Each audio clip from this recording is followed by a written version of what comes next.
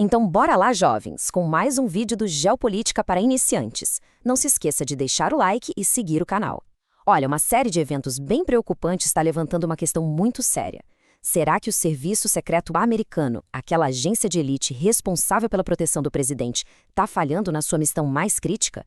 Vamos dar uma olhada nos fatos. O palco do incidente mais recente foi o hotel Washington Hilton, durante aquele tradicional jantar dos correspondentes da Casa Branca.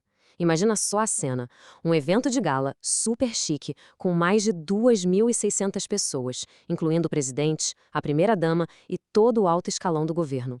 O que era para ser uma noite tranquila e formal, de repente se transformou num cenário de puro caos. Ok, vamos mergulhar nisso. O que exatamente aconteceu naquela noite? Como é que um homem armado conseguiu chegar tão perto de um dos eventos que deveriam ser os mais seguros do planeta? A sequência dos fatos é bem alarmante. Era umas 8h40 da noite quando um homem simplesmente passou correndo pelo primeiro ponto de checagem.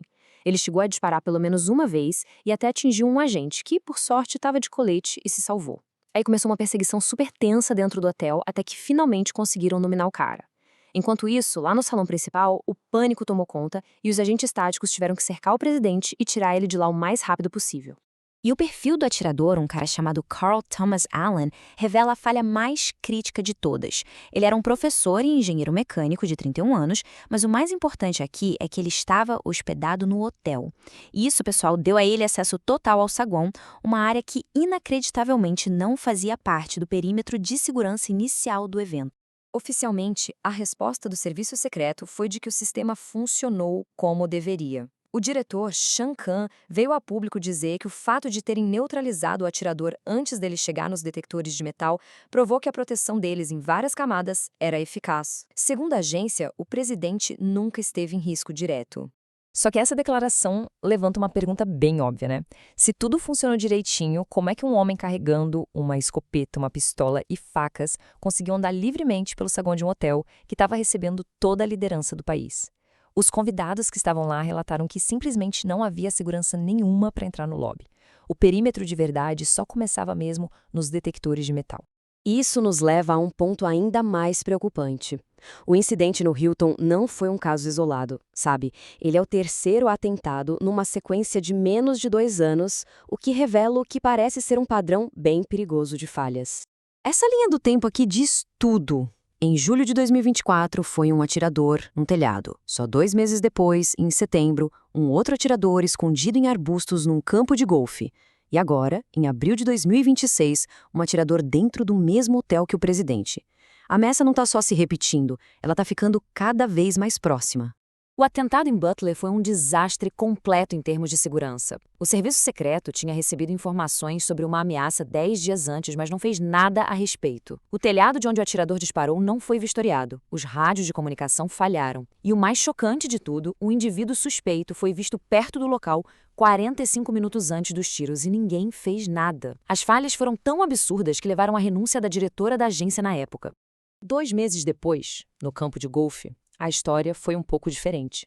Teve um lado positivo, mas o negativo é gigantesco. O ponto positivo foi que um agente conseguiu neutralizar a ameaça antes que o atirador pudesse disparar. Mas o ponto negativo é que esse atirador ficou escondido, com um fuzil de longo alcance por 12 horas dentro do perímetro de segurança sem que ninguém percebesse. Aliás, galera, deixa um comentário de um tema que vocês querem que eu faça outro vídeo e eu farei e postarei no canal em menos de uma semana. Para a gente conseguir entender a crise atual e como uma falha dessas pode acontecer, é fascinante olhar para a origem do serviço secreto. Muita gente não sabe, mas a missão original deles não tinha absolutamente nada a ver com proteger presidentes. É isso mesmo. O serviço secreto foi criado lá em 1865 por uma única coisa: combater a falsificação de moeda. Naquela época, quase 1/3 de todo o dinheiro que circulava nos Estados Unidos era falso. Uma ameaça real à economia do país depois da Guerra Civil. A ironia trágica é que a lei que criou a agência foi assinada por Abraham Lincoln no mesmíssimo dia em que ele foi assassinado. A grande virada na missão dele só aconteceu em 1901, depois do assassinato do presidente William McKinley. Foi a partir daí que a proteção presidencial se tornou parte do DNA da agência. Ao longo do século XX, o trabalho só foi aumentando, até que em 2003, a agência saiu do Departamento do Tesouro e foi para o recém-criado Departamento de Segurança Interna, consolidando de vez seu foco na proteção. Hoje em dia, a agência tem cerca de 8.200 agentes especiais e um orçamento de bilhões de dólares. A missão deles é proteger não só o presidente e sua família, mas também ex-presidentes, candidatos e até líderes de outros países. É uma operação gigantesca. Lembrando, pessoal, deixa o like e se inscreva no canal para ajudar a gente a crescer. Com todo esse contexto, a gente chega na pergunta final. O serviço secreto está melhorando ou está piorando? Será que a agência está preparada para os desafios de hoje ou essas falhas recentes são um sinal de um declínio perigoso? Existem duas maneiras de interpretar esses eventos. Por um lado, os sinais de piora são claros. 3 atentados em menos de 2 anos, com falhas de segurança muito básicas. Por outro lado, dá para argumentar que a tendência operacional é de melhora. Em Butler, o tiro foi disparado. No campo de golfe, a ameaça foi neutralizada antes do tiro. E no Hilton, o atirador foi pego antes de chegar no perímetro interno. É crucial a gente entender o ambiente em que a agência trabalha hoje. A polarização política extrema, as redes sociais que amplificam ameaças e as obsessões individuais que se tornam perigosas, tudo isso torna o trabalho de proteção muito, mas muito mais desafiador. Esse ambiente de alta pressão testa qualquer protocolo e, com certeza, o moral de uma agência que não pode se dar ao luxo de errar nunca. O que nos deixa com esta questão final que dá o que pensar. Essa tal tendência de melhora significa que o sistema está se adaptando e funcionando como deveria, neutralizando as ameaças cada vez mais cedo?